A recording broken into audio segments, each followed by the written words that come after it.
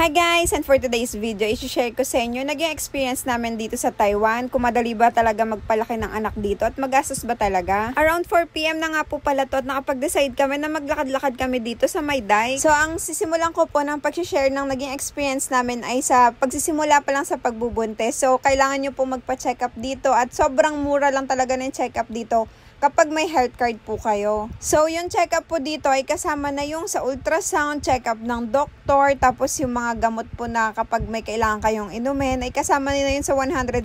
Wala na kayong ibang babayaran doon. Na-experience ko po kasi, nung 2 months pa lang yung tiyan ko, umuwi na kami ni Jay sa Pilipinas para nga mag-asikaso ng mga papel ko. So, doon na po ako sa Pinas nagpapa-check-up. Tapos, ang mahal pala magpa-check-up sa Pilipinas kapag buntis ka ngayon kasi nga, kulang pa yung 1,000 mo kasi yung bayad sa ultrasound, bayad sa mga laboratory ay iba talaga, iba-ibang bayad sila, depende sa i-request ng doctor mo, tapos iba din yung gamot na ibibigay sa'yo, iba din yung bayad, kaya sobrang nanibago din talaga ako nung nagpa-check up ako sa Pilipinas. So nung nagpa-check up ako dun sa Pinas, 500 lang yung dala kong pera, tapos nasanay kasi ako na 150 lang yung binabayaran ko, nawala ba sa isip ko, syempre nakasanayan mo na.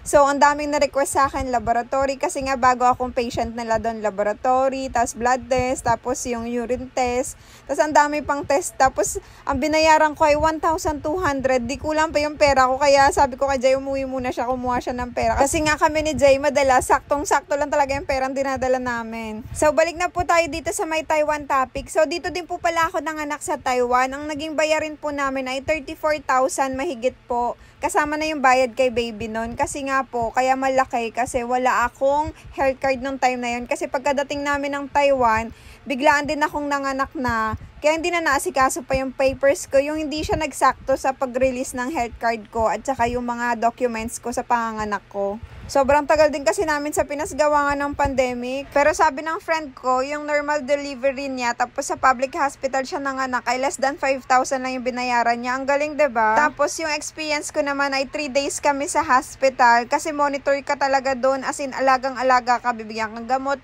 Every time, i-check ka talaga nila, pati si baby mo. Tapos hindi naman kami nahirapan sa mga gamit ni baby, sa mga damit niya, kasi nga ang daming nagbibigay, sobrang daming nagmamahal kay baby talaga.